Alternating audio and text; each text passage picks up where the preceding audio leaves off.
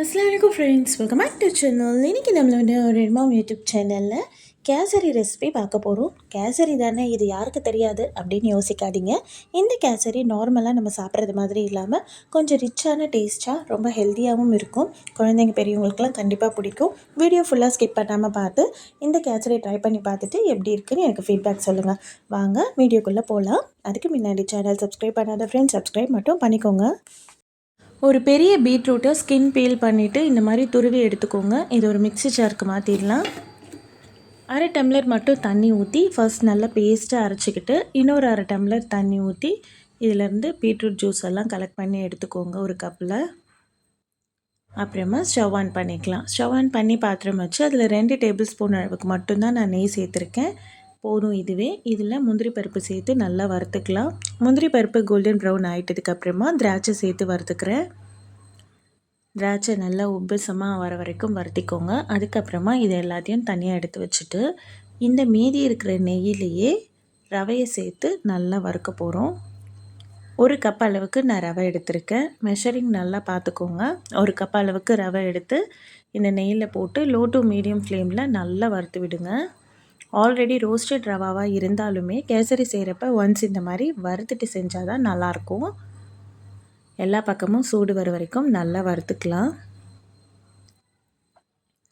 ஒரு cup ரவைக்கு 2 cup அளவுக்கு sugar சேர்த்தோன்னா kesari ரொம்ப தித்திப்பாக ரொம்ப நல்லா வரும். உங்களுக்கு அதிக சர்க்கரை வேண்டாம் அப்படின்னு நினச்சிங்கன்னா 1.5 கப் அளவுக்கு சேர்த்துக்கோங்க. நான் 2 கப் அளவுக்கே சேர்த்து நல்லா மிக்ஸ் பண்ணிகிட்ருக்கேன். ஒன்ஸ் சர்க்கரை நல்லா ரவையோடு மிக்ஸ் ஆகி வந்துட்டதுக்கப்புறமா நல்லா கொதிக்கிற தண்ணியாக ஒரு பக்கம் போட்டு வச்சுக்கோங்க. அதிலிருந்து ஒரு கப் அளவுக்கு சேர்த்துக்கிறேன். ஒரு கப்பு ரவைக்கு 2 கப்பு சர்க்கரை சேர்த்துருக்கோம். 3 கப்பு நமக்கு கொதிக்கிற தண்ணி வேணும். அதில் ஒரு கப்பு மட்டும் இப்போ சேர்த்து நம்ம மிக்ஸ் பண்ணிக்கிறோம். ஏன்னா ரவை ஆல்ரெடி சூடாக இருக்கிறதுனால சுடு தண்ணி பட்டதுமே கெட்டிப்பட ஆரம்பிக்கும். ஸோ ஒரு கப் அளவுக்கு ஊற்றி நல்லா மிக்ஸ் பண்ணிட்டதுக்கப்புறமா மீதி இருக்கிற 2 கப் அளவுக்கு சேர்த்துக்கிறேன். சேர்த்து ஒன்ஸ் கலந்து கொடுத்துட்றேன். கட்டியே இருக்கக்கூடாது. இதுக்கப்புறமா நம்ம எடுத்து வச்சுருந்த பீட்ரூட் ஜூஸையும் சேர்த்துக்கலாம். பீட்ரூட் ஜூஸ் சேர்த்தோடனே கலர் எவ்வளோ அழகாக மாறுது பார்த்தீங்களா? யூஸ்வலாக கேசரினாலே ஆரஞ்சு கலர், எல்லோ கலர் இப்படி தான் நம்ம செஞ்சிட்ருப்போம். அது உடம்புக்கு அந்த அளவுக்கு நல்லதும் இல்லை அந்த ஃபுட் கலர் சேர்க்குறது. நீங்கள் இதை மாதிரி ட்ரை பண்ணி பாருங்கள். குழந்தைங்க எல்லோரும் ரொம்ப விரும்பி சாப்பிடுவாங்க. பீட்ரூட் சேர்த்ததே அவங்களுக்கு தெரியாது. பிடிக்காத குழந்தைங்க கூட விரும்பி சாப்பிடுவாங்க பீட்ரூட்டை. ஒரு பிஞ்ச் அளவுக்கு சால்ட்டும் அந்த பீட்ரூட்டோட ஸ்மெல் தெரியாமல் இருக்கிறதுக்கு 2 ட்ராப் அளவுக்கு வெனிலா எசன்ஸும் சேர்த்துக்கிறேன். இதெல்லாம் சேர்த்து செய்கிறப்ப நீங்கள் சாப்பிட்றப்ப நார்மல் யூஸ்வல் கேசரி மாதிரி கண்டிப்பாக இருக்காது. இது ஏதோ கடையில் வாங்கின ஸ்வீட் மாதிரி இருக்கும். பார்க்குறதுக்கும் சரி, டேஸ்ட்டும் சரி. நல்லா மிக்ஸ் பண்ணிகிட்டே வாங்க. கொஞ்சம் கொஞ்சமாக இருகலாக ஆரம்பிக்குது. இந்த மாதிரி டைட் ஆகிட்டே வரும்போது கைவிடாமல் நல்லா கலந்துகிட்டே வாங்க. ரொம்ப கெட்டி ஆகிட்டதுக்கப்புறமும் ஃப்ளேம் ஆஃப் பண்ணக்கூடாது. ஏன்னா போக போக ரொம்ப ஹார்ட் ஆகிடும். ஸோ நான் எந்த மாதிரி காட்டுறேன் பாருங்கள். அந்த மாதிரி டைமில் நீங்கள் ஃப்ளேமில் ஆஃப் பண்ணிக்கலாம்.